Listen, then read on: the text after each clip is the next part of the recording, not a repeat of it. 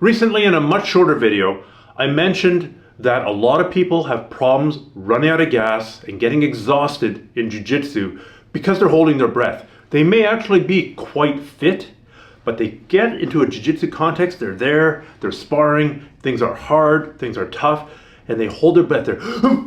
They unconsciously tense up, or they breathe really shallow, and then 10 seconds later, 20 seconds later, 30 seconds later, they're cooked. They're exhausted. They've got no energy left, and it's not surprising. So people asked me, what do I do about that? I have that problem. Some people have had that problem for 5 years, for 8 years, for 10 years. How do I fix it? I can't promise you I'm going to fix it, but I can give you 4 tips that I know have worked for other people, so maybe they'll work for you.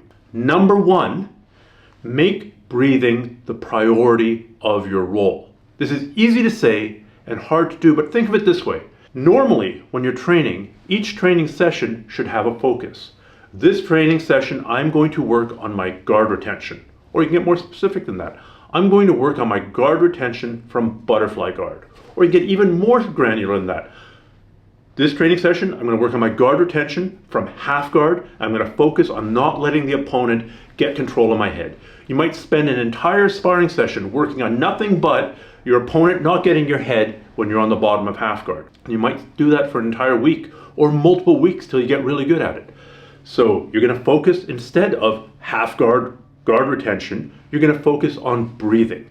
Every couple of seconds, check in with yourself. Am I breathing?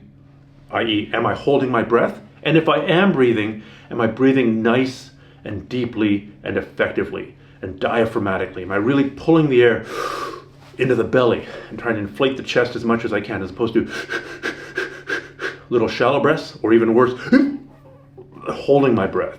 And you just have to make this the focus of your training. Don't worry about other things. Just go with the flow. Go and do that pointless sparring where there's no specific point that you're trying to accomplish, that I normally rail against. And just do whatever happens, but just make sure that you're breathing the whole time. Number 2, link your breaths to your movements. To illustrate this, I'm actually going to start it the other way. I once met a really good Brazilian Jiu-Jitsu black belt who had a strategy where every breath he took, he would do something. He would advance his grip. If he had the sleeve, he'd get the collar. Take another breath, he'd try to get the collar with the other hand. Take another breath, he would put his foot on the ground, move his hip. Take another breath, climb one leg. Take another breath, climb another leg. Take another breath, try and bump his opponent with a kazushi. Take another breath, try and sweep his opponent, try and submit him. Now, he didn't have a problem with breathing and holding his breath. He was using that heuristic as a way to stay offensive all the time and always be trying to put his opponent into a worse and worse and worse position and improve his position incrementally until it was time to go for the finish. If we turn this on its head, it might work for you. Every single time you do a movement, if you take a grip, link that with a breath. Take a grip, take another grip, shift your hips, respond to your opponent trying to pass your guard. Block the leading edge. Take a breath. He comes for your head. You're going to pass the arm. You're going to sit up. You're going to scoot your hips back. Every time you move, take a breath. I know that this has worked very well for some people.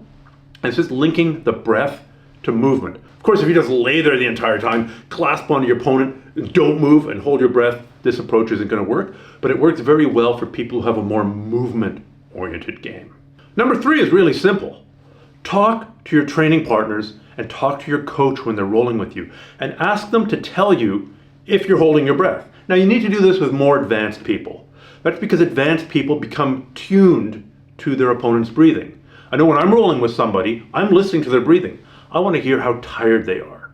I want to hear if they're beginning to gas out. I want to hear if they're holding their breath. Lots of people hold their breath before they do a big explosive movement. So if I hear the other guy hold his breath, it gives me a clue as to what he's going to do next. More advanced people are generally monitoring the breathing of the people that they're going against anyway. So use this to your advantage. Say, hey, Jim, when we're rolling today and tomorrow and for the rest of the week, could you tell me if you detect me holding my breath? If so, tell me. If so, give me a little slap in the face. Involve your training partner in your training. Most training partners want to help you. And if you're training with people who don't want to help you, you probably shouldn't train with them that often. Most training partners will try to help you accomplish your goals, especially if you're very granular about it. Hey, I would like to really improve this one aspect of my game. Can you help me with it? We're all used to saying, hey, I want to work my armbar defenses. Can you start with me in an armbar? I want to work my mount escapes. Can you start in mount? I want to work my guard passing. Can we go in your guard? Training partners will generally say, yes, absolutely. This is just one more request along those lines. Can you tell me if I'm holding my damn breath? Finally, number 4, involve weight training and cardio conditioning as part of the solution here. Now, by this, I don't necessarily mean become more fit. Of course, being more fit is always good.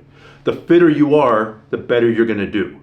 But it's perfectly possible to be ultra fit and still screw this up.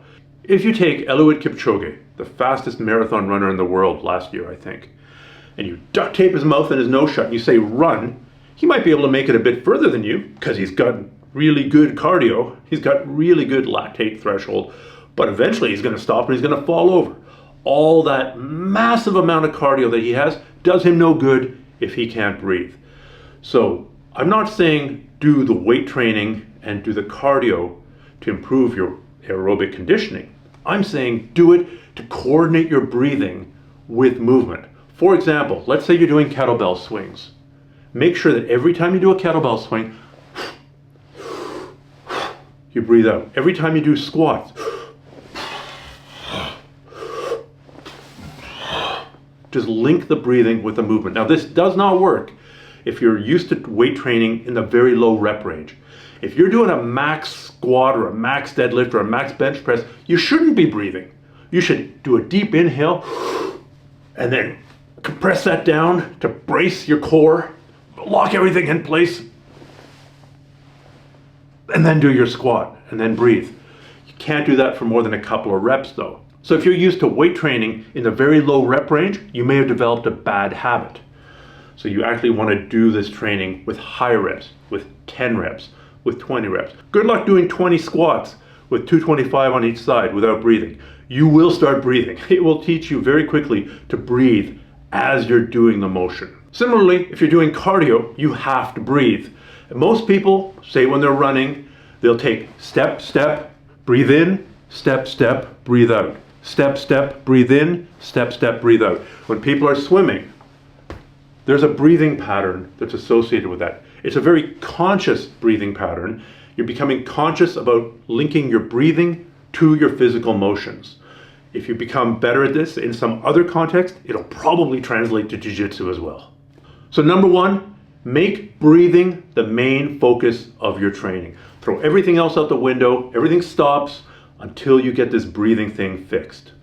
Check in with yourself regularly during each roll and make sure that you're still breathing. Number 2, link your breathing to your movements. Every time you move, offensively or defensively or transitionally, make sure you breathe. Every time you move, you breathe.